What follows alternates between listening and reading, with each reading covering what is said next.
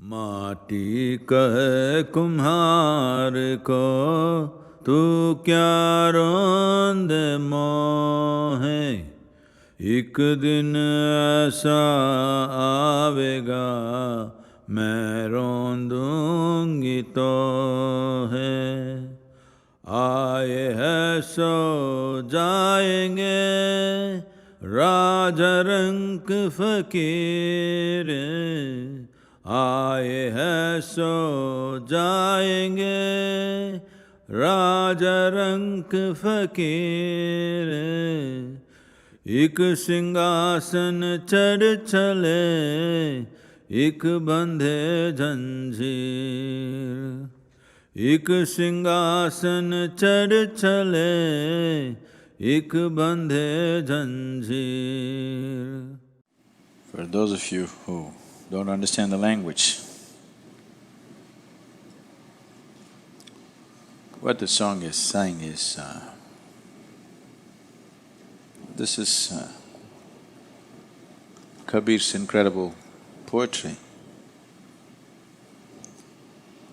He was a weaver by profession, an enlightened weaver. So similarly, there were enlightened potters, there were enlightened cobblers, vegetable sellers,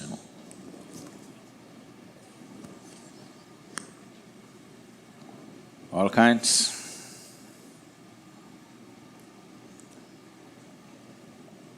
So this is a scene where a potter is kneading the clay, and the clay is singing to the potter, "What are you kneading me? A day will come when I will need you." And it doesn't matter who you are. You're a king, you're a commoner, you're a saint, it doesn't matter. Anyway, I will need you one day. The only difference is, when I need people, a few will be sitting upon the throne of enlightenment and liberation. Rest will be entangled in the shackles of entanglement. That's all the difference. Otherwise, anyway I will need. Because what you think as me or myself is not you, it's me. That's what the clay is saying. So this is the only pot which can be burnt and unburnt. But in the meantime, what happens is the whole thing. So, as a way of taking people from a shackled existence to sit on the throne of liberation,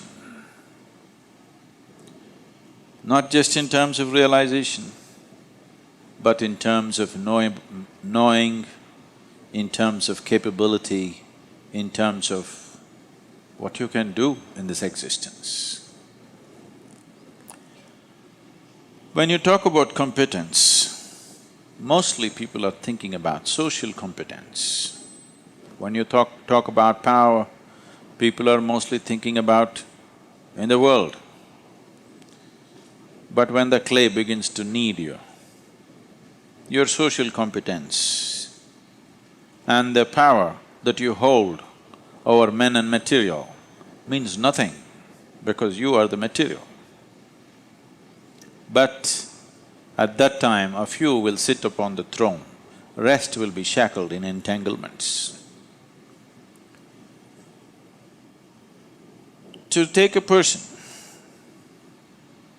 from this shackled existence to sit on the throne of existential power, not social power, not social competence, not psychological power, not psychological competence, not physical power or physical competence, to take a human being into existential competence.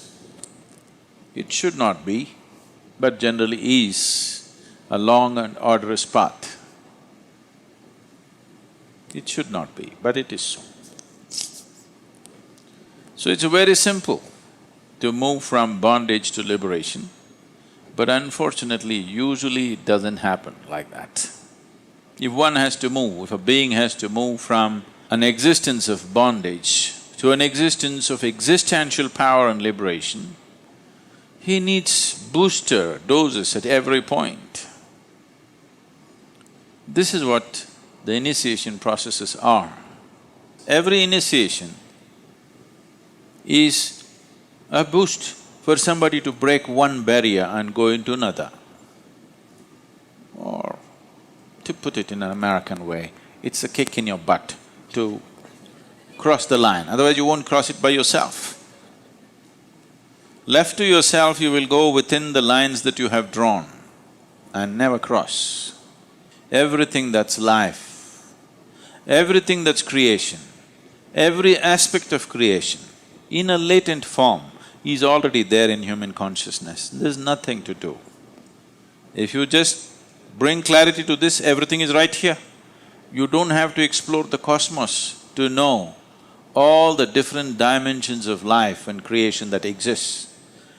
All aspects of creation are right here. It is just that it has to be brought to light. Right now it is in darkness. Right now it is in a space, it is in a dimension that you cannot see. Right now there are radio waves here, you cannot hear. You need a transistor to hear, but it's already there. If it is not there, your transistor could do nothing. So it's already here. It is just that you should have the ability to see, you should have the ability to translate what is in another form to the form that you can see and perceive. So the initiation processes are just this, and these goddamn initiations are a frustrating process for the Guru because it goes so slow, inch by inch,